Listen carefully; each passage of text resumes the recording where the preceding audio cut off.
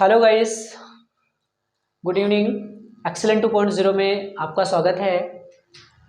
बेटा, जैसे कि हम क्लास 10 की फिजिक्स को कंटिन्यू कर रहे हैं, तो अपने लास्ट वाली वीडियो में हमने देखा था कि प्रकाश का परावर्तन क्या होता है, प्रकाश के परावर्तन के नियम भी देख लिए थे। उसके बाद पारदर्शी अपारदर्शी माध्यम में सारे माध्यम वगैरह हम क्या कर रखे थे बेटा, डिस्कस कर लिया था। तो आज हम क्या देखने वाले हैं, टाइप्स ऑफ परावर्तन, मतलब परावर्तन के प्रकार के बारे में क्या करेंगे, डिटेल से अध्ययन करेंगे। तो सबसे पहले हम देखते हैं यहाँ पे क्या बेटा कि परावर्तन के प्रकार कितने प्रकार के होते हैं। परावर्तन, तो परावर्तन के प्रकार क्या क्या हो सकते हैं, प्रकाश के परावर्तन के प्रकार, टाइप्स ऑफ रिफ्लेक्शन। तो देयर आर टू टाइप्स, मतलब पहला होता है बेटा नियमित परावर्तन, दूसरा होता है अनियमित। नियमित परावर्तन, नियमित परावर्तन बेटा, और दूसरा क्या होता है हमारा अनियमित परावर्तन। रेगुलर, अनियमित, अनियमित परावर्तन, रेगुलर रिफ्लेक्शन, और दूसरा बेटा इनरेगुलर रिफ्लेक्शन। ठीक है, तो सबसे पहली बात करते हैं बेटा कि नियमित परावर्तन क्या होता है। तो नियमित परावर्तन की परिभाषा जाने तो बेटा क्या होता है कि जब परावर्तन किसी चिकने पॉलिशदार सतह से होता है और परावर्तन के बाद सभी प्रकार से किरणें क्या हो जाती हैं बेटा, एक दूसरे के क्या हो जाती हैं, समांतर हो जाती हैं। तो इस प्रकार के परावर्तन को हम क्या कहते हैं, नियमित परावर्तन कहते हैं, रेगुलर रिफ्लेक्शन कहते हैं। जैसे मैंने कहा कि ये क्या है बेटा, हमारा एक परावर्तक पृष्ठ है और इसका नाम क्या है बेटा, M1 और M2, M1 और M2।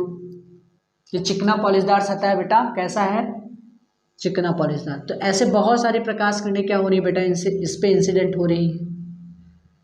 तो आपतित होने के बाद ये सभी के प्रकाश किरणें जो हो रही है बेटा क्या हो जा रही हैं, परावर्तित जब होगी, आपतित होने के बाद जब परावर्तित होती हैं तो एक दूसरे के क्या हो जाती है, समांतर हो जाती है। आती भी समांतर है बेटा, ये आपतित किरण है और ये कौन सी किरण है, परावर्तित किरण है, परावर्तित किरण है। ठीक है, और ये क्या है हमारा बेटा, चिकना पॉलिशदार सतह हम कह सकते हैं, चिकना पॉलिशदार सतह। ठीक है, तो हमने बताया नियमित परावर्तन क्या होता है कि जब परावर्तन किसी चिकने पॉलिशदार सतह से होता है तो परावर्तन के बाद सभी प्रकाश की किरणें क्या हो जाती है बेटा, एक दूसरे के समांतर हो जाती हैं। तो ऐसे परावर्तन को हम क्या कहते हैं, नियमित परावर्तन कहते हैं। ठीक है, अब दूसरी बात आती है बेटा कि अनियमित परावर्तन क्या होता है। तो अनियमित परावर्तन की परिभाषा क्या होगा कि जब परावर्तन किसी खुरदरे पॉलिशदार सतह से हो, खुरदरे पॉलिशदार सतह से हो तो परावर्तन के बाद जो भी प्रकाश किरणें होती हैं बेटा वो क्या हो जाती हैं, विभिन्न दिशाओं में फैल जाती हैं। तो इस प्रकार के परावर्तन को हम क्या कहते हैं, अनियमित परावर्तन कहते हैं। जैसे अगर मैं इसका फिगर बनाना चाहूँ तो फिगर कैसे बनाऊंगा बेटा, तो फिगर आप इस तरह से बना सकते हो कि ये हमारा मान लेते हैं कोई अनियमित सतह है, मतलब खुरदरा पृष्ठ है। ठीक है, ये कैसा पृष्ठ है बेटा, खुरदरा पृष्ठ है, मतलब ऊबड़ खाबड़ हम कह सकते हैं एक तरह से। ठीक है, तो इसका नाम हमने दे दिया M1 और M2। अब क्या होता है, जैसे कोई प्रकाश किरण यहाँ इंसिडेंट हुई तो ऐसे परावर्तित हो गई, दूसरी बेटा ऐसे आई तो ऐसे चली गई, तीसरी ऐसे आ रही है ऐसे चली गई। तो कहने का मतलब विभिन्न दिशाओं में क्या हो जा रही है बेटा, फैल जा रही, कोई इधर जा रहा है तो कोई इधर जा रहा है। तो ये कौन सी किरण है बेटा, जो आ रही है इनको बोलते हैं कौन सा किरण, आपतित किरण, और जो क्या हो जा रही है बेटा, परावर्तित हो जा रही है, इनको क्या बोलते हैं, परावर्तित किरण। ठीक है ना, तो ये कैसा पृष्ठ हमारा बेटा, खुरदरा पृष्ठ है। तो परिभाषा अगर आप इसका लिखना चाहो तो बेटा लिख सकते हो रोक के वीडियो में कि जब परावर्तन किसी खुरदरे पॉलिशदार सतह से होता है तो परावर्तन के बाद सभी प्रकाश किरणें क्या हो जाती हैं, विभिन्न दिशाओं में फैल जाती हैं। तो इस प्रकार के परावर्तन को हम क्या कहते हैं, अनियमित परावर्तन कहते हैं। और नियमित की परिभाषा लिखना चाहो तो लिख सकते हो कि जब परावर्तन किसी चिकने पॉलिशदार सतह से होता है तो परावर्तन के बाद सभी प्रकाश किरणें क्या हो जाती हैं, एक दूसरे के समांतर हो जाती हैं। तो इस प्रकार के परावर्तन को हम क्या कहते हैं बेटा, नियमित परावर्तन कहते हैं। ठीक है, तो ये परावर्तन के प्रकार थे बेटा और एग्जाम में पूछे जाते हैं। तो कक्षा 10 के हिसाब से देखा जाए तो इम्पॉर्टेंट टॉपिक है, तो एक बार आप पढ़ जरूर लेना। ठीक है, अब हम क्या करने वाले बेटा, मैंने आपको बताया था कि परावर्तन में कुछ न्यूमेरिकल्स करेंगे कि किस तरह के न्यूमेरिकल्स आते हैं। ठीक है, तो क्या होता है, देखो आज हम कुछ न्यूमेरिकल्स करने वाले हैं, वो आपको भली बात ही आता होगा बेटा, बहुत ज़्यादा टफ नहीं, लेकिन इतना तो आपको पता होना चाहिए। जैसे मैंने कहा था कि परावर्तन के नियम में मैंने आपको बताया था कि आपतन कोण और परावर्तन कोण दोनों आपस में क्या होते हैं, बराबर होते हैं। क्यों? क्योंकि जितने डिग्री पे अगर कोई प्रकाश किरण आपतित होगा उतनी डिग्री पे क्या होता है, परावर्तित होता है। तो मैंने आपसे कहा कि मान लो ये कोई परावर्तक पृष्ठ है। क्वेश्चन नंबर फर्स्ट करते हैं। अगर मैं आपसे पूछूं कि बेटा ये कोई परावर्तक पृष्ठ है, इसका नाम है M1 और M2।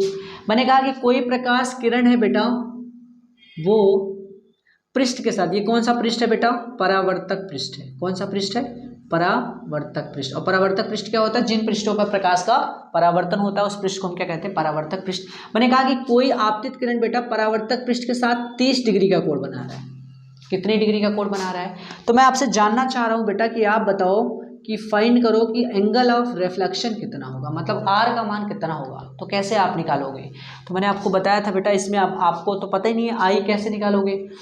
तो आपको पता है, मैंने बताया कि जिस बिंदु पे आप आपतित होगा बेटा उस बिंदु को हम क्या कहते हैं, आपतन बिंदु कहते हैं। और आपतन बिंदु पर अगर कोई लंब डाले तो क्या कहलाता है, अभिलंब। और इसके पहले वाले वीडियो में मैंने बताया था कि हमेशा जो अभिलंब होता है बेटा, जो नॉर्मल होता है, वो हमेशा पृष्ठ के साथ कितने डिग्री का कोण बनाता है, 90 डिग्री का कोण बनाता है। मतलब हमेशा लंबवत, पृष्ठ के लंबवत हमारा क्या काम करता है बेटा, अभिलंब। तो आपको पता है ये यहाँ से यहाँ तक एंगल कितना हो गया, 90 हो गया।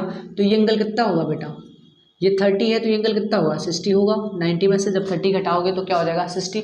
तो ये किसका, कौन सा आपतन कोण का मान कितना आ गया भाई, ये आपतित किरण, ये अभिलंब। तो मैंने क्या बताया था कि आपतित किरण और अभिलंब के बीच बने कोण को हम क्या कहते हैं, आपतन कोण कहते हैं। तो आई का मान आया 60, तो ऑब्वियसली आप आर का मान भी क्या कह सकते हो, 60, क्योंकि परावर्तन के नियम से दोनों कोण आपस में क्या होते हैं, बराबर होते हैं। इसका मतलब ये प्रकाश किरण जाएगी कितने डिग्री पे, तो 60 डिग्री पे जाएगी। तो आपको पता है ये भी तो 90 होता है, अब ये 60 हो गया तो ये भी एंगल कितना बचा, 30। टोटल कितने डिग्री का कोण होता है, 180। तो आप जोड़ सकते हो बेटा 30 60 90, 90 के 90 कितना हो गया, 180। ठीक है, तो ये पहला क्वेश्चन। अगर मैं आपसे दूसरा क्वेश्चन में पूछना चाहूँ कि बेटा आप ये क्वेश्चन बताओ कि मैंने कहा कि ये सपोज करो कोई परावर्तक पृष्ठ है।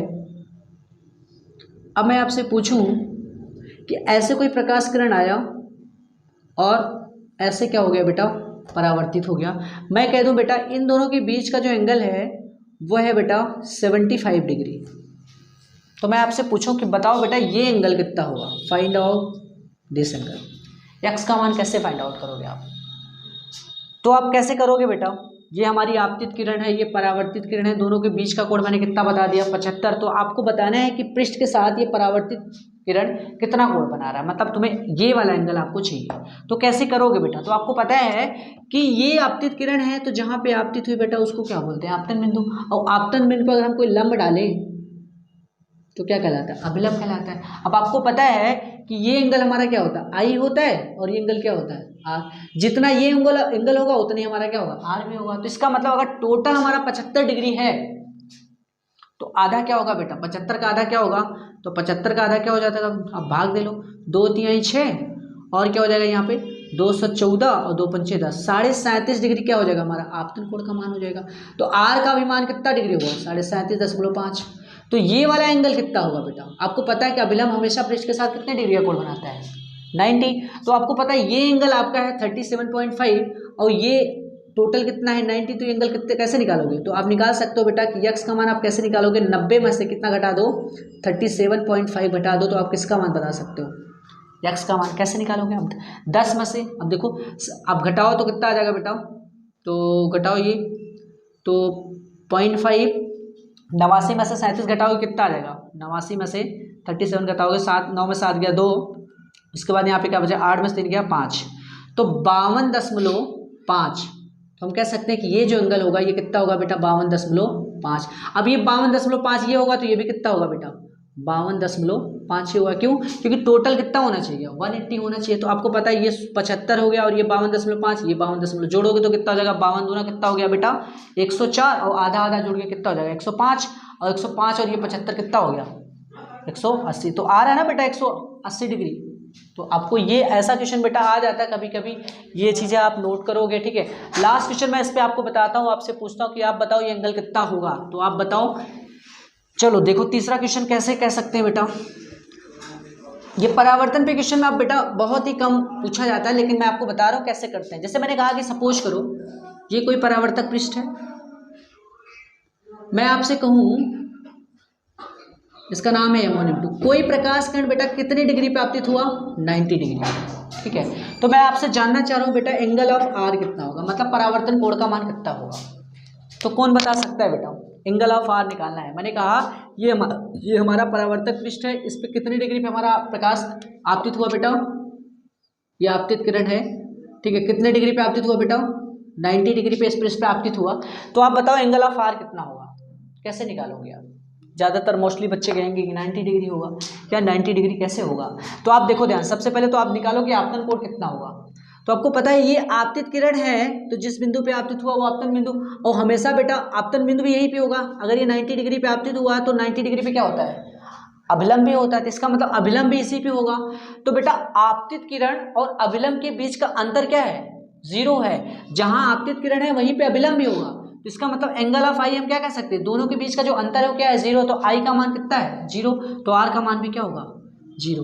तो ये बेटा बहुत इंपॉर्टेंट चीज़ थी जो मैंने आपको बताया है, इसको आप नोट करो, ठीक है। तो अब हम क्या करेंगे, अगला चीज़ पढ़ेंगे बेटा क्या? दर्पण। किसके बारे में डिस्कस करेंगे बेटा? दर्पण। ठीक है, तो दर्पण क्या चीज़ होता है बेटा? वो चीज़ें हमने क्या करना है? नोटिस करना है। दर्पण इंग्लिश में क्या है? तो मिरर कहते हैं बेटा, ठीक है। तो मिरर क्या होता है बेटा?